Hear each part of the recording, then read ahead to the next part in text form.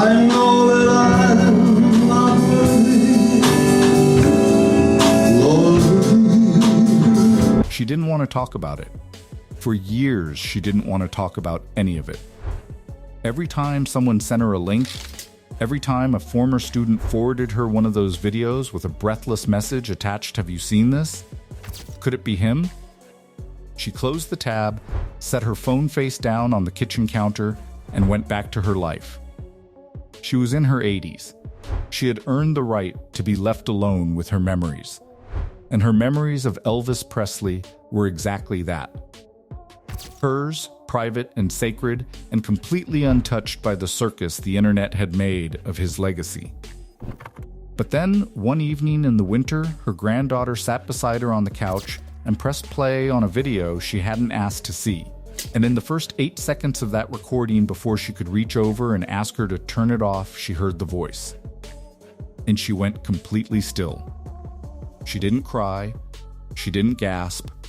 She just sat there with her hands folded in her lap and her eyes somewhere far away from that living room, and she didn't say a single word for almost 2 full minutes. Her granddaughter watched her face with the kind of careful worry you reserve for someone who has just received news that hasn't fully landed yet. When she finally spoke, all she said was, "Play it again." And her granddaughter did. And then she asked her to play it one more time after that. What she was hearing was Bob Joyce, a pastor from Benton, Arkansas, a man she had never met and never heard of before that evening, singing "How Great Thou Art" to a small congregation gathered in a modest church far from anywhere famous. The recording was not professional. The acoustics were rough and the camera work was shaky, and the whole thing had the slightly washed-out look of footage shot on a phone by someone sitting 3 rows back. None of that mattered, because the voice coming through those tiny speakers did something to her that she had not felt in nearly half a century. It reached across the room and grabbed her somewhere deep and old, somewhere she thought had long since gone quiet. She had been Elvis Presley's piano teacher. She had sat beside him on a wooden bench when he was still a teenager, still a boy from Tupelo, with grease in his hair and fire in his chest, and absolutely no idea what was coming for him. She had heard his voice before the world had touched it, before the microphones and the stadiums and the managers and the mythology had shaped it into the thing everyone else would spend the rest of their lives mourning. She had heard him sing in the plainest and most unguarded way that a human being can sing quietly, imperfectly, for no one but himself and God and the woman sitting next to him at the keys. She knew that voice the way you know the sound of your own name spoken in the dark. She knew every corner of it. And now, sitting on her couch in her 80s, she was hearing something that reached into those corners and fit. She did not believe that Bob Joyce was Elvis. Let that be said plainly and immediately, because she would want it said that way. She is not a woman who trades in fairy tales, and she is not someone who would insult the memory of a man she genuinely loved by folding him into an internet conspiracy. But that was precisely what terrified her about that video. The similarity wasn't the wild, wishful kind that fans manufacture out of longing. It was specific. It was technical. It was the kind of likeness that demands an explanation, not a dismissal. And the more she watched, because she did keep watching, long after her granddaughter had gone to bed, the more she felt the first slow stirrings of something she hadn't expected to feel. Not wonder, not hope, anger. Because what she was watching wasn't just a man who happened to sing with a familiar warmth. What she was watching was a phenomenon that had grown so enormous, so deliberately fed, so ruthlessly packaged by people who had no personal memory of Elvis and no loyalty to his truth, that it had taken on a life of its own entirely. Millions of people had seen these videos. Millions of people were sitting with the same shiver she had felt, and instead of someone trustworthy helping them understand what that shiver actually meant, they were being handed a ghost story and told to click subscribe. That was when she made the decision. Not to confirm the theory, not to condemn the pastor who she was increasingly convinced was simply a good man trapped inside someone else's obsession, but to do what no one else in this entire conversation was actually qualified to do. To tell the truth about the voice. The real voice. The one she knew before the rest of the world ever got their hands on it. Because she had sat beside Elvis Presley. She had heard him when he was young and frightened and brilliant and completely himself. And what she was about to share about what that voice really was, where it truly came from, and why the comparison to Bob Joyce was both more understandable and far more complicated than anyone online had bothered to explain, would make you question everything you thought you already knew. People talk about Elvis's voice the way they talk about lightning, like it was something that arrived fully formed from somewhere outside of nature, something that couldn't be taught or traced or explained by ordinary means. And she understood why. She had watched audiences react to him. She had seen what happened to a room the moment he opened his mouth on a stage. But she also knew something those audiences never did. Something that the mythology of Elvis Presley has spent 50 years quietly burying beneath the legend. That voice had a beginning. It had a source. And it was far more human, far more rooted, and far more traceable than the world has ever been willing to admit. When she first met Elvis, he was not yet the king of anything. He was a skinny, restless boy who showed up for piano lessons with more enthusiasm than discipline and a habit of turning every hymn she assigned him into something that made the bench vibrate. He was not easy to teach in the conventional sense, because convention bored him almost instantly. But when she asked him to sing alongside the keys, something shifted in the room. He didn't perform when he sang in that small space. He didn't reach for anything or push toward any effect. He simply opened up, and whatever was living inside him came out without asking permission. That was the voice she knew. Raw, unpolished, and devastatingly honest in a way that his recorded work, as extraordinary as it was, could only ever partially capture. More than 90% of the people watching this video right now still aren't subscribed, and that means most people are missing out on exclusive, untold stories about Elvis Presley you won't find anywhere else. If you don't want to miss the next revelation, now's the time. Subscribe, hit the bell, and share this video with one friend. Now let's continue. What she noticed immediately was where that sound came from in his body. Elvis sang from a place that most trained vocalists are specifically taught to avoid, deep in the chest, heavy with resonance, with a natural vibrato that wasn't a technique so much as a tremor, the kind that comes from genuine feeling rather than muscle memory. His phrasing was unhurried in a way that felt almost reckless, like a man who trusted the song completely and had no anxiety about where it was going. And when he sang gospel, which he returned to constantly, obsessively, the way a man returns to water there was a quality in his voice that she could only describe as reverence worn on the outside. He didn't contain it. It spilled. She spent years assuming that what Elvis had was singular, unrepeatable, and then the internet handed her Bob Joyce.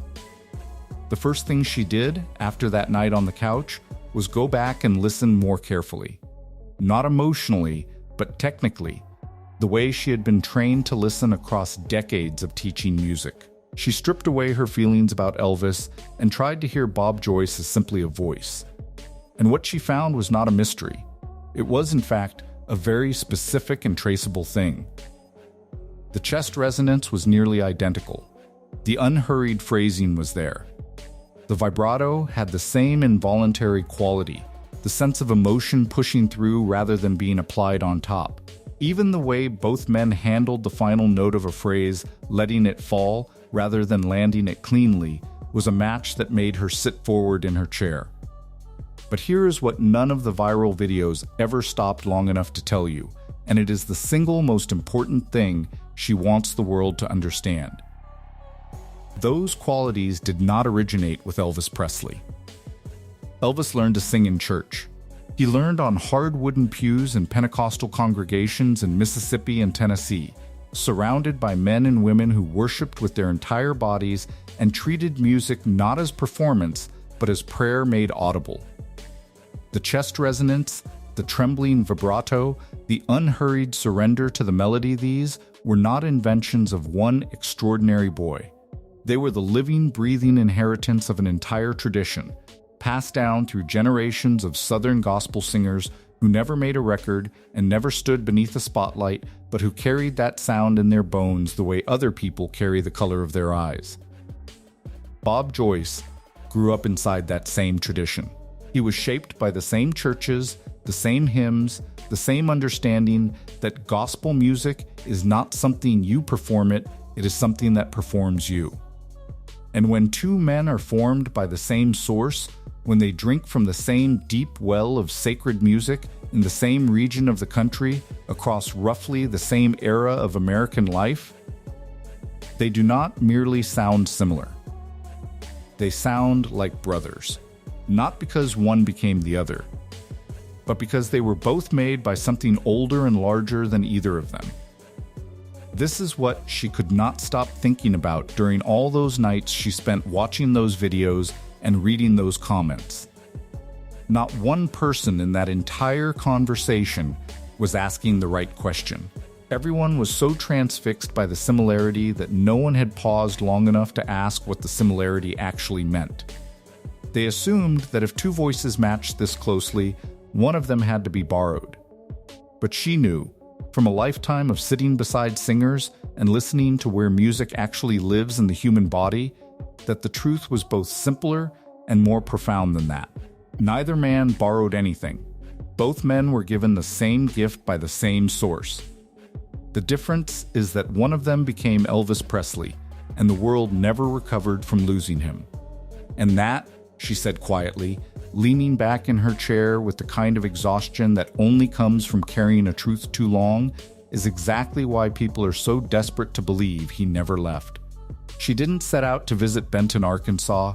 It wasn't something she had planned or even seriously considered. But after weeks of watching those videos, after nights spent listening and thinking and feeling that low, persistent anger building somewhere behind her sternum, she decided she needed to see it with her own eyes. Not the videos. Not the comment sections full of weeping and wondering. The actual room. The actual man. She needed to understand what was happening to Bob Joyce in person, because something about what she was witnessing from a distance felt deeply wrong in a way she hadn't yet found the words to describe. She drove down on a Sunday morning in early spring, arriving before the service began, slipping into a pew near the back like any other visitor. And what she found when she looked around that small, ordinary church was not what she had expected. She had braced herself for something fringe, something that carried the faint electric charge of a gathering built around obsession. What she found instead was something that broke her heart quietly and completely. The congregation was full of elderly women clutching handbags in their laps. There were men in their 70s with hearing aids and worn dress shoes, couples who had clearly driven a very long way and were sitting with a particular stillness that you only see in people who have come somewhere carrying something heavy. There were younger people too.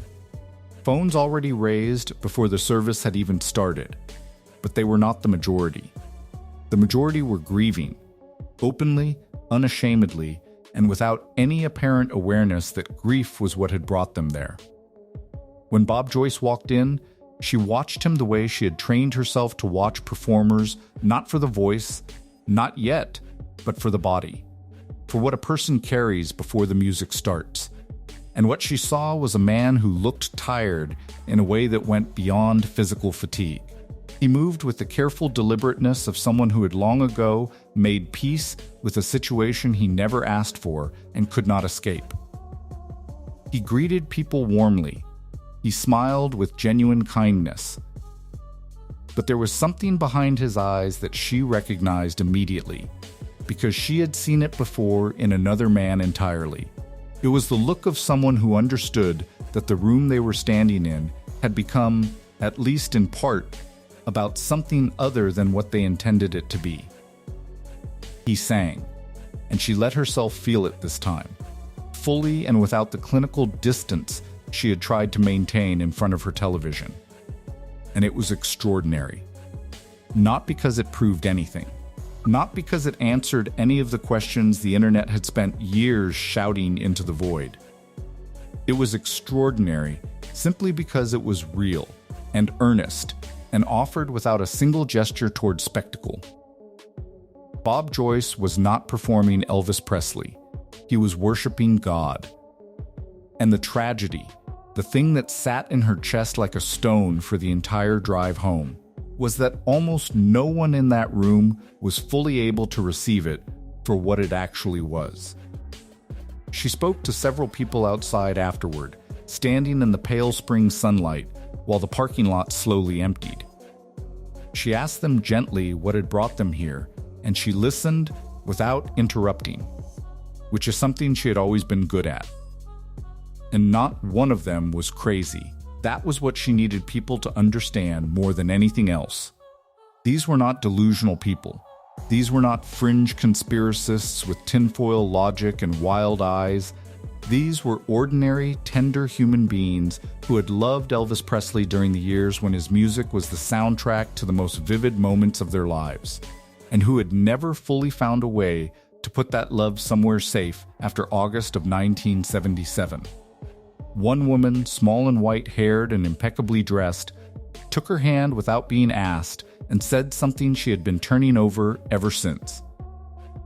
She said, very simply and without any embarrassment at all, that she just needed to believe he was still out there somewhere. That she couldn't make herself accept that a voice like that could just stop existing. That it felt like a violation of some natural law she had always trusted. And she was not asking to be corrected. She was not presenting a theory or demanding agreement. She was just telling the truth about what she felt, the way people tell the truth when they think no one important is listening. That was the moment the anger she had been carrying shifted into something more complicated, because she understood it. She understood it in her body, not just her mind, the way you understand something that lives too close to your own grief to be kept at arm's length. She had loved Elvis, too. Not the icon, not the jumpsuit, or the mythology, or the tabloid ghost. The boy on the piano bench. The young man who sang like he was afraid and on fire at the same time. And she had lost him. And the loss had never entirely healed, because that kind of loss doesn't. But here is what she also knew, and what she needed to say plainly even though it was the harder thing to say. Elvis himself had asked her once, during one of their last conversations before the fame swallowed everything between them, to promise him something. He had looked at her with that particular directness he used when he meant something completely, and said that when he was gone, he didn't want to become a story people told to avoid the sadness. He wanted to be remembered, yes, but he wanted to be let go too. He said, with that quiet and devastating simplicity he sometimes surprised her with, that he had spent his whole life being what other people needed him to be. He didn't want to keep doing it after he was dead. And yet here we are. Here is the grief industry, vast and faceless and completely indifferent to what the king himself asked for, packaging his absence as content, monetizing the inability to let go, and using a good and blameless man in Arkansas as the vessel for all of it, without his consent, without his blessing, and without a single moment of genuine care for what it costs him to live inside someone else's resurrection story every single Sunday morning of his life. There is a last memory she has of Elvis that she has never shared publicly. Not because it is scandalous or dramatic or the kind of thing that would set the internet on fire, but because it is the opposite of all those things. It is quiet and small and entirely human, and those are precisely the kinds of memories that get swallowed whole by mythology if you aren't careful about protecting them.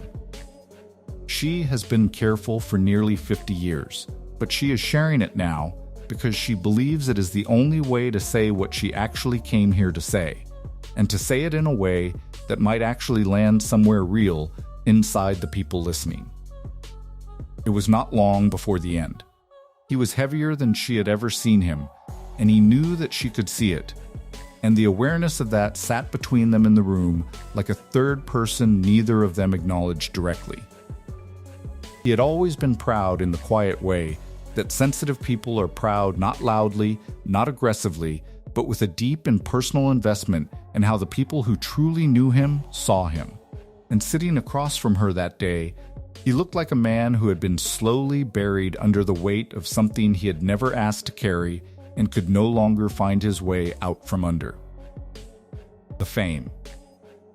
The expectation. The version of himself that the world had decided was the only version worth keeping. They talked for a long time about nothing particularly important, the way old friends do when the important things feel too large to approach directly. And then, near the end of the visit, almost as an afterthought, he said something that she wrote down that same evening because she knew instinctively that she would need it later. He said that the hardest part of being Elvis Presley was that no one ever let Elvis Presley just be a man. He said that from the moment it started, he had belonged to everyone else, and that somewhere along the way he had lost track of where the performance ended and the person began. And then he said, with a tiredness that went all the way to the bone, that he hoped when it was over, people would just let him rest, that they would take the music and hold it close, because the music was real, and the music was his, and the music was the truest thing he ever gave the world, but that they would let the man underneath it finally, mercifully, be still.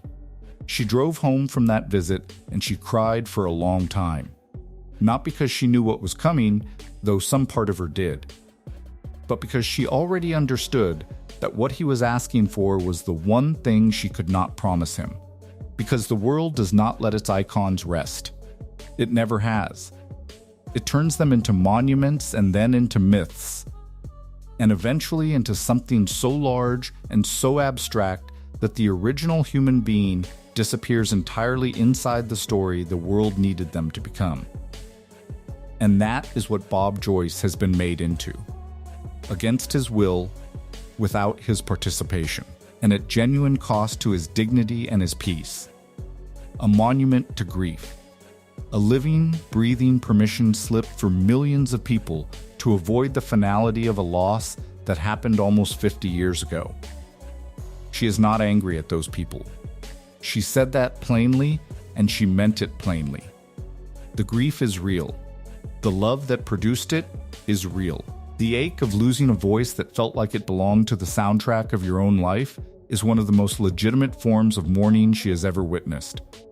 But love that refuses to let go is not always the purest form of love. Sometimes it is the most selfish. And sometimes the most loving thing you can do for someone you have lost is to stop needing them to still be here. Bob Joyce deserves better than what he has been made into.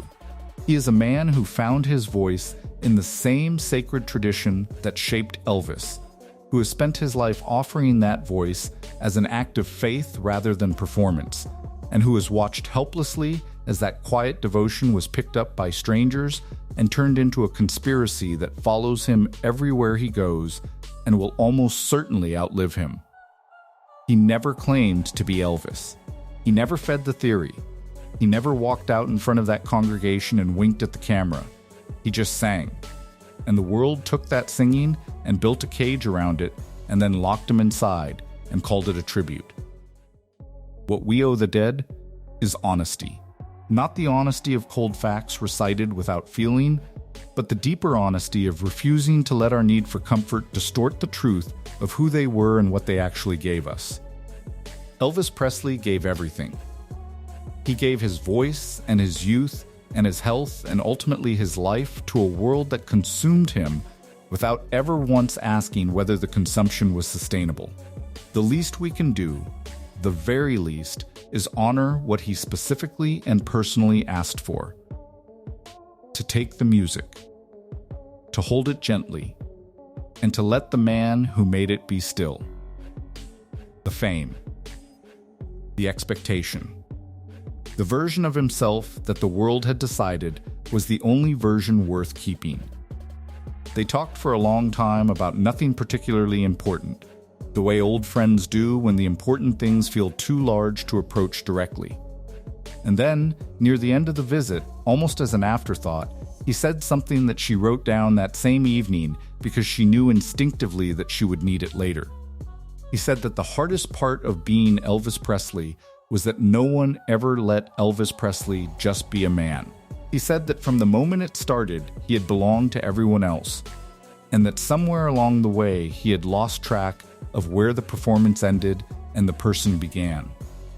And then he said, with a tiredness that went all the way to the bone, that he hoped when it was over, people would just let him rest, that they would take the music and hold it close, because the music was real, and the music was his, and the music was the truest thing he ever gave the world, but that they would let the man underneath it finally, mercifully, be still. She drove home from that visit and she cried for a long time, not because she knew what was coming, though some part of her did, but because she already understood that what he was asking for was the one thing she could not promise him, because the world does not let its icons rest. It never has. It turns them into monuments and then into myths, and eventually into something so large and so abstract that the original human being disappears entirely inside the story the world needed them to become. And that is what Bob Joyce has been made into, against his will, without his participation, and at genuine cost to his dignity and his peace. A monument to grief. A living, breathing permission slip for millions of people to avoid the finality of a loss that happened almost 50 years ago. She is not angry at those people. She said that plainly, and she meant it plainly. The grief is real. The love that produced it is real. The ache of losing a voice that felt like it belonged to the soundtrack of your own life is one of the most legitimate forms of mourning she has ever witnessed. But love that refuses to let go is not always the purest form of love. Sometimes it is the most selfish. And sometimes the most loving thing you can do for someone you have lost is to stop needing them to still be here. Bob Joyce deserves better than what he has been made into. He is a man who found his voice in the same sacred tradition that shaped Elvis, who has spent his life offering that voice as an act of faith rather than performance, and who has watched helplessly as that quiet devotion was picked up by strangers and turned into a conspiracy that follows him everywhere he goes and will almost certainly outlive him. He never claimed to be Elvis. He never fed the theory. He never walked out in front of that congregation and winked at the camera. He just sang. And the world took that singing and built a cage around it and then locked him inside and called it a tribute. What we owe the dead is honesty. Not the honesty of cold facts recited without feeling, but the deeper honesty of refusing to let our need for comfort distort the truth of who they were and what they actually gave us. Elvis Presley gave everything. He gave his voice and his youth and his health and ultimately his life to a world that consumed him without ever once asking whether the consumption was sustainable. The least we can do, the very least, is honor what he specifically and personally asked for. To take the music, to hold it gently, and to let the man who made it be still. She sat quietly for a moment after she said that, and then she walked to the old upright piano in the corner of her living room, the same one she had played for decades. And she sat down and placed her hands on the keys, and she played the opening notes of Unchained Melody, slowly and without accompaniment, the way Elvis had once asked her to play it during one of their last afternoons together. Not for an audience, not for a recording, just because the music was real, and because sometimes real is the only thing left worth offering. That is the Elvis she chooses to remember. Not the ghost in the viral videos, not the conspiracy folded inside a small Arkansas church. The man on the bench beside her, young and frightened and blazing with something the world had not yet learned to contain. And she is asking you, as plainly and as sincerely as she knows how, to choose to remember him the same way. If this story moves something in you, don't let it end here. Subscribe so you never miss the untold truths behind the legend of the king. Share this with someone who still loves Elvis. And tell me in the comments, what is your most sacred memory of his voice? I read every single one.